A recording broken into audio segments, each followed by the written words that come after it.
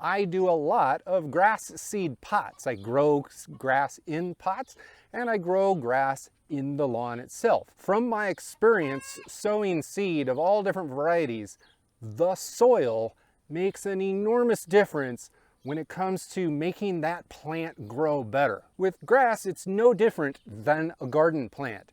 If you put a grass seed down on compacted dry soil and then water it over and over and over, it doesn't grow very quickly or well at all. If you prepare the seed bed really well, then the grass is going to thrive. It's going to flourish. It's going to grow quicker, thicker, and the roots are going to go deeper. If you want a really nice lawn, you really do want to have the deepest root systems possible. So with a big old preamble out of the way, this video is all about my attempt to create the ultimate or the perfect seed bed for a small lawn space that I'm adding on to the side of my main yard. As we go this way, there's a big hill, but there's a small little flat area over there that I would like to have as a nice flat lawn that matches this before it transitions into the hill. It's a small area, but I figured because it was small, I could go over the top and do the craziest stuff possible to make it the perfect seed bed. All right, this is the spot that I'm going to be putting the seed down. This is the spot that I've been making the seed bed. But before it looked like this, we're talking about 3 weeks ago, I actually had to start the process not here at all. I had to start it back here behind the concrete slab. The dirt was approximately 1 foot up above the concrete slab, and it was being held back by a piece of old plywood.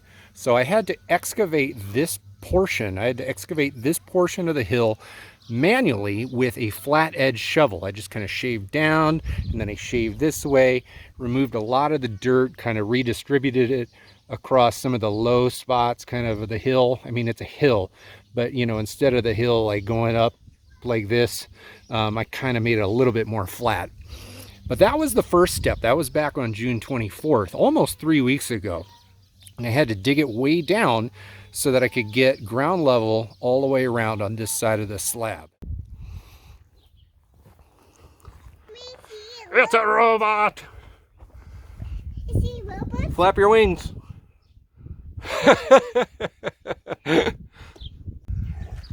Esther, are you a robot? Yeah. I'm right here. I'm just right here. All right, with the excavation of the surrounding area out of the way, it then became time to start emphasizing the actual plot, the spot that I was going to put seed down. Anyone can just kind of scuff up the surface and top dress it with a little bit of extra soil and throw seed down and you'll get it to grow. That's going to be fine. The thing is, grass especially is going to do better over the long run if its roots can go way deep. Many grass types can have root systems that go feet into the ground. We're talking like 2-3 feet into the ground.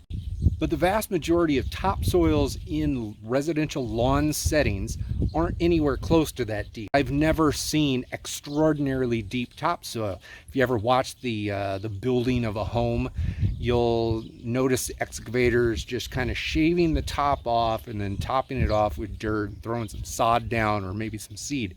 It's never that deep. Every time that I've dug a hole in any of my lawns, the topsoil is never very deep. So what I wanted to do was dig out everything here at least a foot deep. And I wanted to remove all of the rock from it because rock, although it's a natural thing, grass doesn't extract nutrients from the rock. The rock does not hold moisture in the soil. It's basically a filler material in a lawn setting. I don't want it there because it stops roots from being able to expand everywhere, and it just makes the lawn perform a little bit poorer over time. If you've got a ton of rock, it's really going to perform poorly. If you only got a little tiny bit of rock, it's going to do just fine. That's what I wanted to do.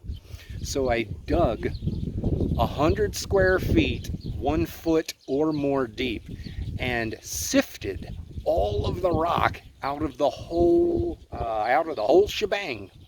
It took an enormous amount of time and effort, and it was physically difficult to dig that much material by hand.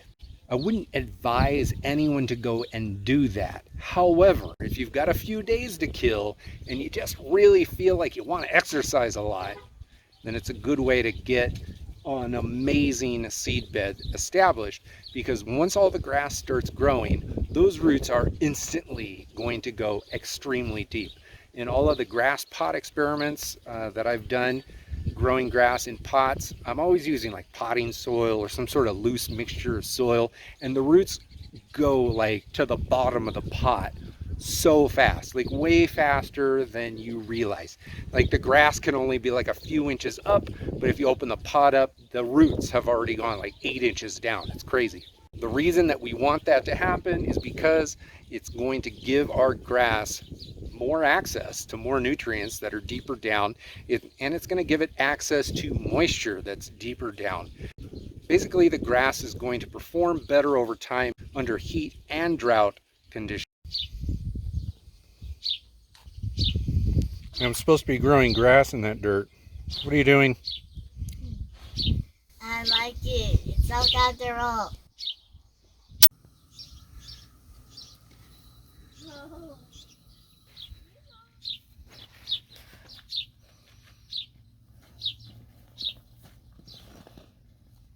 Dude, you doing that all right? Getting the job done? Yeah. All right, so after digging a ton into that subsoil, everything lower than about like 4 or 5 inches, that really deep rocky level, and filtering out all of the rocks, I went and I took it off the other side of the hill, which is also our property. I've never put it on camera. It's just kind of over there. It's just land that we own. Dumped the rock. We filled most of the area back up with the fluffy dirt, but we still had a lot of grass chunks that had been dug out. That was that top layer of like the first stuff that you dig out of the ground. It's got all the grass and the roots of everything that I had killed off a couple months ago. In many of the clips that you've seen in this video, you've seen the chunks sitting on the hillside. Well, we still needed to top off the seed bed, so that uppermost level of material that you dig out is the better soil. So I did want most of that to be on the top of this seed bed. Since they were chunks that we could pick up with our hands and move, my kids and I moved them down, or I should say I moved them down under the tree that I'm sitting under right now, stuck them all on a tarp so that we could work in the shade of the tree in the middle of the day. All of my kids joined me on their own accord. I actually didn't ask any of them to join me at all. Apparently, when Dad sits down under a tree in the summer and starts playing in the dirt for a couple hours, all of the kids want to join in. It took hours, but we were able to manually sift through the big chunks, pull out the rocks, pull out the old dead root systems, and then sift all of the material to top off the section. And that's what you see behind me right now.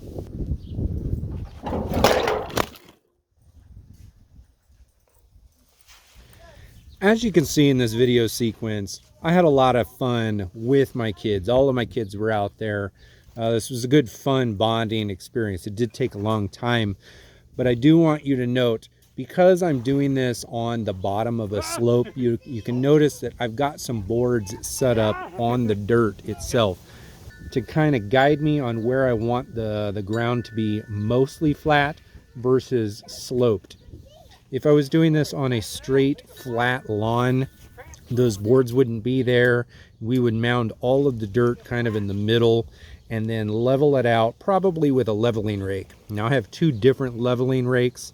One of them is wide, one of them is narrow, but we just used a regular garden rake for this because the flat section was just so small. Obviously, we did all the scooping on a tarp on the grass so that we didn't mess up the actual grass in the main lawn. And you have to use a flat-edged shovel to slide that shovel across the tarp without ripping it. You guys are pretty good helpers. Unlike Sam. Unlike Sam. I'm doing it. You're doing it. I'm done. You're all done. I want to re-emphasize that this was an extremely difficult, physically demanding process. It took about a whole week's worth of work. However, that was broken up significantly by family time and fathering. The seed bed is going to be the extreme seed bed, and all of the grass is going to establish here better than any other seed bed I've ever done. So it's a pretty cool job to stick into my back pocket, stick on my resume. But it's not over yet. The next most important thing that we can do for the seed bed is to actually amend the soil. I know after all of this amount of work, it's very, very tempting to just throw the grass seed down on and start sprinkling it, getting it wet, trying to get that seed to grow. But this is literally the best opportunity you will ever have in the life of your lawn to get stuff into the soil that's next to impossible to incorporate into the soil after you've got a full stand of turf. Now for me and my 100 square foot patch here, and to a lesser extent the rest of the hill, I'm going to be applying a heavy dose of alfalfa meal because it comes with tricontinol, which is naturally occurring in alfalfa meal. Tricontinol stimulates additional root development in grass. I'm going to be mixing in malorganite and sulfate of potash as my starter fertilizer. So I got a 6,4-0 plus a 0048. Mix those things together, we got a pretty good slow release organic fertilizer. I like to mix in biochar whenever I can. Biochar is going to hold on to moisture better than the soil is itself. It also traps nutrients in the microscopic pores of biochar, so we don't plan on fertilizing much of the hill yard. So whatever nutrients are in the soil will get trapped in the biochar, and the root systems and the mycorrhizal fungi activity under the ground will be able to tap into the moisture and nutrients held in this product in the soil. So my last main soil amendment before I get down to putting grass seed down is azomite. This is kind of a ninja move on my part. Not a lot of people do this. Azomite is used in gardens quite a bit. It's basically a source of trace elements, minerals, the nutrients that you can't just go to the store and buy. Studies have shown that soils that are rich in all of the trace, or the majority of the trace nutrients and minerals, tend to have stronger root systems and more resiliency to drought and heat stress and all of the other things that can put stress on lawns, like walking on it, trampling on it, forgetting to water it, letting it get overgrown, things like that. By getting azomite down into the soil and then mixing it all in with the rake, that's going to provide a fantastic source of nutrition for this small section of the lawn for years to come. Of course, before putting the seed down, that's when we rake everything in, try to get everything nice and smooth and incorporated. And that's the seed bed. We're going to put the seed down and then throw all of the top dressings on top of it after. Now for top dressing, I'm going to then put down my seed. And for me, this is a very personal decision. Everyone is going to be a little bit different.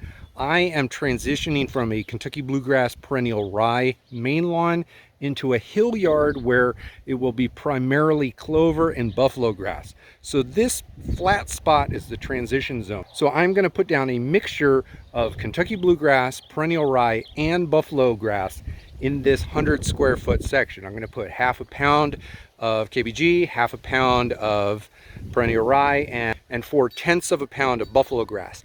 All of those grass seed options for me are very heavy doses. Let's call it a dose.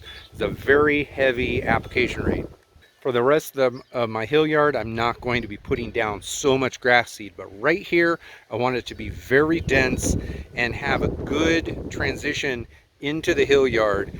Natural selection, I want that to take place. Whatever KBG wants to exist will, whatever buffalo grass wants to exist will, whatever perennial rye wants to exist will, and then as we go up to the hill yard, the KBG and the perennial rye will fade away. All right, now once the grass seed is on the plot, that's when I pull out the potting soil. Potting soil usually has a heavy concentration of peat moss in it, but the point here is it is very light and fluffy. Now this, there's a lot of clay and small rock and sand in this. That's heavy soil.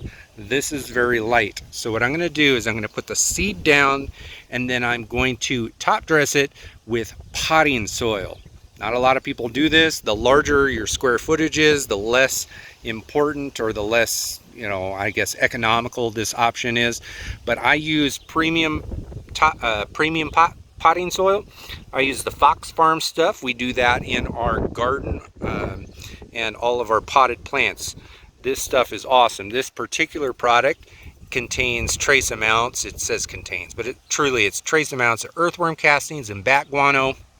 And then I'm going to top dress the whole thing with peat moss. All of those amendments are going to get mixed into the soil with my rake. I'm not going to do it right now. I want to, but as you can see, there's way too much wind. All of this stuff is powdery and it'll blow everywhere. So I'm going to do it in the morning when we have almost no wind, almost every day of the week. Once you get the peat moss on top of the soil, most people call it a day and they start watering it. But I'm even going to take it a step further, and I'm going to roll out this straw seed bed cover roll from the Ike's company on top of it. And that's going to help retain moisture. It's going to keep animals from walking on it. I could walk right over the top of it and it won't really disturb the seed bed. I've got it going on over here on another section of the hill yard renovation already. And it works great. I could just walk right on. Seeds are coming up under me. Look at that, I'm in my slippers. Now, as you might expect, at this point, really it's just a waiting game. Depending on the temperature and the seed that you put down, you're going to be watering this for a number of days until you get germination. The straw mat actually diffuses the water that you're spraying down onto it, either by your hose or from your sprinkler system, so you have less chance of erosion, especially on a hill scenario. It also kind of slows the evaporative loss of wind traveling across the peat moss, and of course the peat moss holds on to that moisture quite a bit.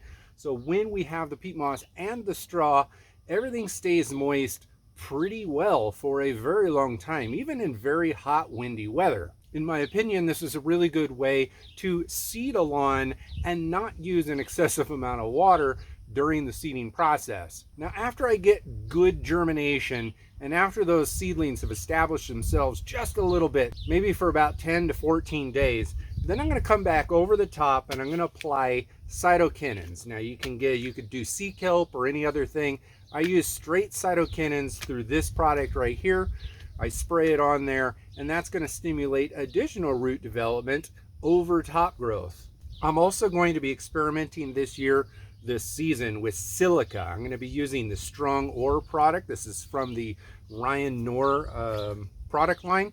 I've never used silica in my lawn before, but silica is another tool in the shed when it comes to resiliency over drought and heat. And during the cold season, extreme cold, wear and tear. Right now, I've really trampled my lawn doing this entire renovation, and yet it's still holding up. It's definitely struggling. So I'm going to have to address this with some water and then some of these biostimulants. But that's fodder for another video. In addition to that is weed management in the new seed bed. All of that comes a little bit later. And in fact, I've got an entire video about how to deal with weeds after you seed a new lawn or lawn space. You can see it right up here in the corner. I really recommend that you watch that next. It's a short video, straight to the point, and it should help significantly in making your seed bed look like the lawn that you actually want it to look like.